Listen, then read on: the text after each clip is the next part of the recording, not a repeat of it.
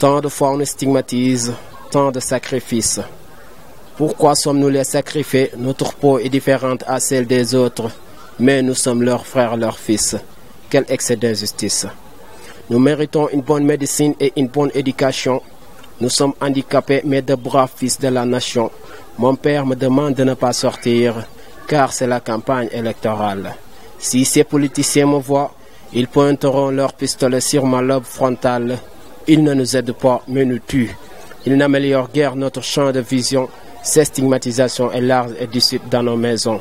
Père, mère comme frère ne nous reconnaissent guère. Je suis bien albinos, mais fier. Je ne mène pas une vie de boss, mais tente de devenir père. Et si fait, je serai un grand responsable. Pourquoi pas un notable, ou mieux encore un président. Et je trouverai à mes frères handicapés de quoi se mettre sous la dent.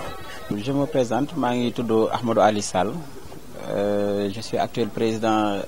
de la Fédération nationale des albinos du Sénégal. Une association qui a regroupé l'association d'albinos du Sénégal. Notre objectif est de faire lépp li nga xamanteni moy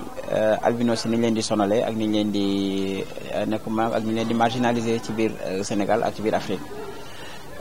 yalla dogal na nak ñi ngi jub ci ay présidentielles donc présidentielles yoyé dañ doon dégg souvent ci Afrique bu ay présidentielles musanam rek dañuy japp albinos di leen sacrifier wala di leen def naka sulul noonu tay nak ñun ñu taxaw tay en tant que ne ko manam ñu taxaw en tant que fédération nationale des albinos du Sénégal ñu taxaw tay pour loolu mëna dañ ci bop sénégalais ak loolu mëna dañ aussi ci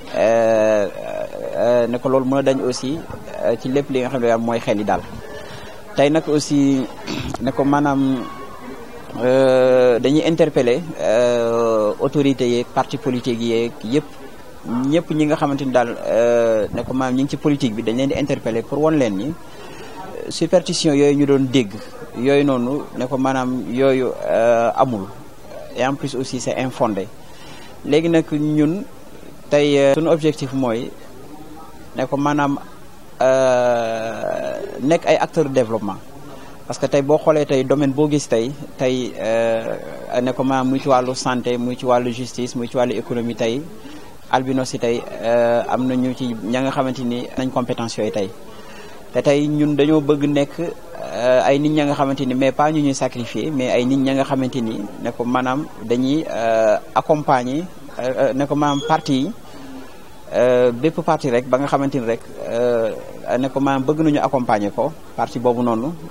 ñun taxaw nañ pour accompagner la pour que lan pour ñu mën a liggéey dans la transparence et en plus aussi lépp li nga xamanteni aussi institution le Sénégal aussi bëgg nañ cey gis suñu bop ëlëk tay bo xolé tay biir Sénégal tay albinos tay ils sont au nombre de 10 000 té yalla dogal na 10 000 yoy amna ci 4 000 nga xamanteni ay membres lañ ci biir Fédération nationale des albinos du Sénégal té man tay dama gis ni tay ñoñu tay ne ko manam ne ko buñ leen woyé est-ce que comprendre ne ko buñ leen woyé pour accompagner pour accompagner parti politique yi ça veut dire que ni kon ñooñu du yam ci ñooñu rek xam nga ak seeni parents ak ñeneen ak ñeneen ak ñeneen ak ñeneen donc ay acteurs de développement la ñu bëgg doon mais pas des êtres ya nga xamante ni dañ leen di dañ leen di sacrifier quoi voilà tey nag pare nañ nag tey pour ànd ak képp ki nga xamante ni woo nañu pour ñu jàppale ko ne ko maanaam que ça soit ne ko maanaam ñi nga xam ñoom ñooy parti au pouvoir wala ñi nga xam ñoom ñooy opposition bi wala même les mouvements sax ña nga xamante ni sax ñoom ne ko maanaam ñi ngi lutter pour la paix ñi ngi ne ko maanaam ñi ngi lutter pour la paix et la transparence ne ko maanaam ci biir réew mi ñooñu ñëpp tey woo nañ leen tàll nañ loxo tey pour ñu ànd liggéeyandoo ensemble pour un Sénégal bien développé et bien émergé aussi. Comme bon, moi je me présente, je m'appelle Abdelaziz Dabar Sall, chargé de relations extérieures de la Fédération nationale des albinos du Sénégal. Donc, taille l'Union réunir, c'est un objectif clair et net. Moi, wane ni di fessel suñu intégration ci walum politique comme nous ko suñu président Ahmadou Ali Sall waxé nekk nañ nombre bi nga xamante ni macha allah tey képp ku pare pour ñu jàppale rek ñoo ngi lay tàllal loxo pour ànd ak yow jàppale la ndax boo dee xool mën naa ne étude bu ñuy def ci dëkk bi ci Sénégal ak fédération bi liggéey bu mu def bi nga xamante ni jëmale na ko ci albinos yi macha allah mën naa liggéey bu jéggi dayoo la ndaxte maintenant boo dee xool léegi ci dëkk bi am na albinos yi nga xamante ni ils sont sensibilisés aussi tamit seen compétence permettre na leen ñu mën a intégrer dans beaucoup de milieux donc ci loolu noonu moo tax ñuy interpeller bépp parti politique que ni ñun pare nañ pour engager wu dans la politique. Bonjour, je m'appelle Idrissa Diaw, membre de la Fédération nationale des albinos du Sénégal et en même temps chargé des programmes de la jeunesse. Donc la Fédération nationale des albinos du Sénégal est basée à Thiès, est créée depuis 2011 et qui lutte contre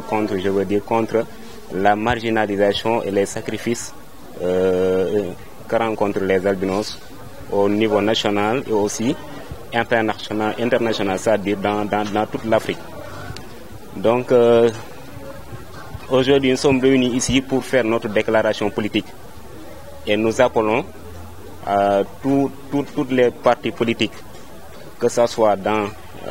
le pouvoir, l'opposition, la partie civile ou d'autres acteurs,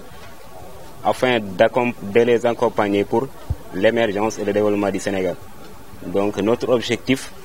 c'est d'être des acteurs, mais pas des êtres à marginaliser ou à sacrifier. Donc notre objectif, c'est d'être des acteurs dans toutes les grandes instances de l'État. Pourquoi pas ne pas avoir un député albinos,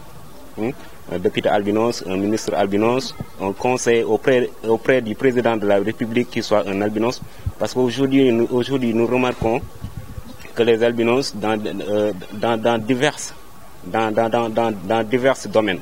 les albinos ont eu des compétences des compétences incontournables, donc que ce soit dans le domaine de la santé, dans l'enseignement ou bien dans d'autres domaines que je veux pas citer. Donc il y a des spécialistes qui travaillent et qui sont membres aussi de la Fédération nationale des albinos du Sénégal. Donc notre objectif, je l'ai dit tantôt, c'est d'être des acteurs qui peuvent apporter quelque chose pour le développement de notre pays, parce que la compétence est là, les compétences sont là, je veux dire. Les compétences sont là, l'engagement est là, la motivation et tout ça. Donc nous interpellons les acteurs politiques pour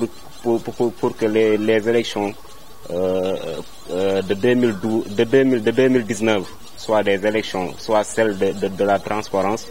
et aussi de la clarté, donc de la transparence, je veux dire.